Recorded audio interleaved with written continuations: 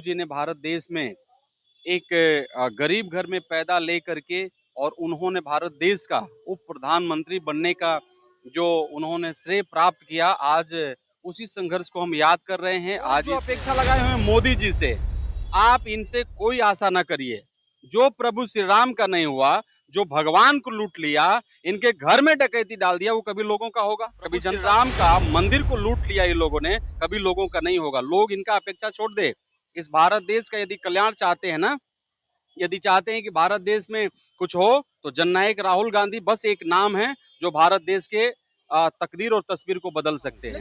जब ये 2014 में मोदी जी आए थे शासन में, 46 लाख करोड़ केवल कर्जा था देश के ऊपर में, आज 197 लाख करोड़ हो गया। देखिए अभी हम सासाराम में हैं और बाबू जगजीवन राम का पुण्यतिथि मनाया जा रहा है और यहाँ पर देख सकते हैं कि जो सासाराम लोकसभा के जो सांसद हैं मनोज कुमार जी यहाँ पर पहुंचे हुए हैं। उस तस्वीर को मैं दिखाने का प्रयास कर रहा हूँ और एक दूसरे को मिठाई खिला रहे हैं और देख सकते हैं कि किस तरह से बाबू जगजीवन राम के स्मारक पर माल्यार्पण किया गया है सांसद मनोज कुमार जी के द्वारा। और देख सकते हैं कि तमाम बिंदुओं पर बात होगा। और सासाराम में पहुंचे हुए क्या कहिएगा माल्यार्पण करने पहुंचे हुए बाबू जगजीवन राम जी को आप?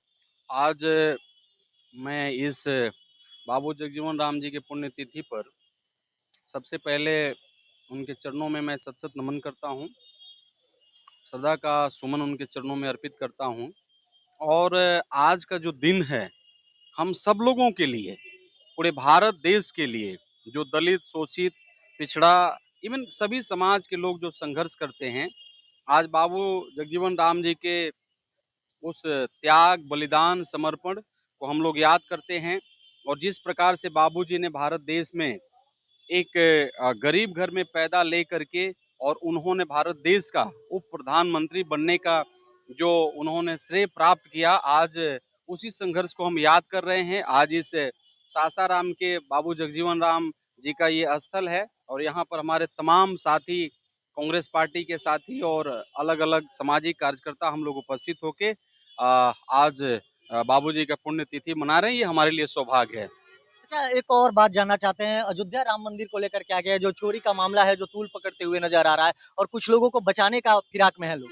अब जो भगवाने का नहीं हुआ, जो प्रभु श्री राम का नहीं हुआ, एक चीज मैं आपको बताना चाहता हूँ। प्रभु श्री राम के नाम को लेकर के गली गली गए ये लोग, पूरे भारत देश में गए।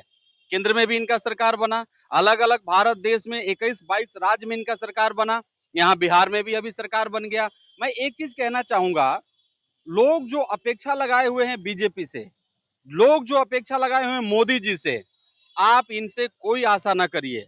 जो प्रभु श्री राम का नहीं हुआ, जो भगवान को लूट लिया, इनके घर में डकैती डाल दिया, वो कभी लोगों का होगा? कभी जनता का होगा? आपको लग रहा है ये ये जो घूम रहे हैं, ये सियार जैसा भेष बदल करके जो घूम रहे हैं गली गली और मोदी जी का ये लोग पढ़ा पढ़ा रहे हैं, मोदी जी ये कर दिए, मोदी जी वो कर दिए, प्रभु श्री राम का मंदिर को लूट लिया ये लोगों ने, कभी लोगों का नहीं होगा। लोग इनका अपेक्षा छोड़ दे। इस भारत देश का यदि कल्याण चाहते हैं ना, यदि चाहते हैं कि भारत देश में कुछ हो, तो जननायक राहुल गांधी बस एक नाम है जो भारत देश के तकदीर और तस्वीर को बदल सकते हैं। लेकिन भाजपा कह रही है कि राज्य से राजद और केंद्र से कांग्रेस खत्म हो चुकी है, विलय हो चुका है। एक दिन ये भी खत्म थे, जरूर। मैं तो कह रहा हूँ ना कि जो भगवान का नहीं हो सका, लोगों का क्या होगा? लोगों को मूर्ख बना करके वोट ले लिया, आज बहुत सारा जगह में इनकी सरकार है, लेकिन आने वाला दिन में तो ये जाएंगे ना। अब तो इनकी सच्चाई पता चलने लगी। आपको मालूम होना चाहिए, प्रभु शिव भगवान के मंदिर में भी, अमरनाथ में भी गड़बड़ी हुआ है। कल का मैसेज मैं देखा हूँ, पूरे मंदिर को लूट लिया इन लोगों ने। समझ गए? ये डाका डकैत लोग हैं, ये केवल भेष बदल करके और समाज को लूटने का काम कर रहे हैं। आपको एक चीज और मैं बताना चाहता हूँ। जब ये 2014 में मोदी जी आए थे शासन में, 46 लाख करोड़ केवल कर्जा था देश के ऊपर में, आज 197 लाख करोड़ हो गया। ये देश को बेच दिए हैं इन लोगों ने। जो जो दो तीन ताकत है, अडानी अंबानी, इनको पूरा देश दे दिया, चाहे वो पोर्ट हो, चाहे वो एयरपोर्ट हो, पूरे देश का जितना भी सिस्टम है सब इनके हाथों में दे दिया, पूरा देश को गिरवी रख दिया। और आज देखिए, महंगाई चरम सीमा पर है, बेरोजगारी चरम सीमा पर है, आज लोग भुखमरी के शिकार हो रहे हैं, स्वास्थ्य का हालात खराब है, शिक्षा का हालात खराब है, तो इन लोगों का क्या कहिएगा? आप बेचने की बात कर रहे हैं महाराज की, इनका उन लोगों का कहना है कि हम लोग ऊंचाई पे ले गए हैं, आसमान पे ले गए हैं। देखिए आसमान पर भाजपा वाले लेकर चले गए हैं देश को। अब कितना आसमान पे लेके चले गए ये तो सबको मालूम है भाई। ये महंगाई आसमान पर है, बात आप सही कह रहे हैं। महंगाई जो है आज आसमान पर है, आपके बातों में जान है। बेरोजगारी आसमान पर है, मतलब ये सब, स्वास्थ्य का हालात जो है ना वो बुरा है, वो भी आसमान पर ही है। शिक्षा का जो हालात, 1 लाख स्कूलों को ये लोगों ने हटा दिया, पता है आपको? 1 लाख स्कूलों को बंद कर दिया। ये चले हैं विश्व गुरु बनने, और विश्व गुरु के कड़ी में शिक्षा का हालात जो है ना बदतर कर दिया। यहाँ बीत रहित शिक्षकों का क्या हालात है। शिक्षक लोग को जो 2011 से पहले के शिक्षकों का पात्रता का परीक्षा देना होगा, मतलब जो स्तर था उसको सबको गिरा दिया। तो यही तो मैं कह रहा हूँ कि बेच दिया ये लोगों ने देश को। अब क्या चाहिए? अच्छा, एक चीज और मैं बता रहा हूँ, अभी अभी आप देखे होंगे लाखों बच्चों के साथ में इन लोगों ने अन्याय किया। आपने देखा होगा किस प्रकार से नीट के परीक्षों के साथ में बच्चों के साथ में अन्याय हुआ। अभी टीईटी परीक्षा का लीक हो गया।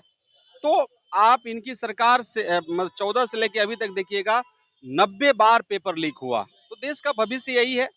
अब ये लोग जो भी कुछ कह लें, लेकिन जनता अब समझना शुरू कर फिर दिया। कुछ ना कुछ खेला होने जा रहा है, ताबड़तोड़ बीजेपी के द्वारा मीटिंग किया जा रहा है। दिल्ली में सम्राट चौधरी को, गिरिराज सिंह को, तमाम नेता है जो बिहार के बड़े-बड़े, उनको बुलाया गया है आज। अब ये खेला करना है, जो भी खेला करना है, खरीद फरोख्त में तो ये आगे है ना। खरीद फरोख्त तो कर ही लेंगे। अब जिसको बिकना है बिके भाई, लेकिन बहुत सारे लोग जो है विचारधारा से समझौता नहीं करेंगे।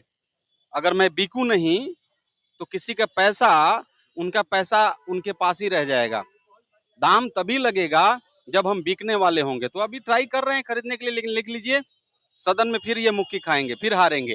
देखिए, ये मनोज कुमार जी हैं, सासाराम लोकसभा के सांसद हैं, और मैं बता दूं कि यहाँ पर पहुंचे हुए थे, और मैं बता दूं कि बाबू जगजीवन राम का ये स्मारक है, और यहाँ पर देख सकते हैं कि माल्यार्पण करने के लिए पहुंचे हुए थे, और आज पुण्यतिथि मनाया जा रहा है। वहीं सरकार पर जोरदार हमला किया है इन्होंने, साफ तौर पे कहा है कि बेरोजगारी का दंश झेल रहा है देश, और ये लोग बातें कर रहे हैं और केवल इन लोगों के द्वारा जुमलाबाजी किया जा रहा है। बाकी तमाम आप ऐसे ही खबर देखने के लिए हमारे साथ बने रहिए। तब तक के लिए दीजिए इजाजत, धन्यवाद।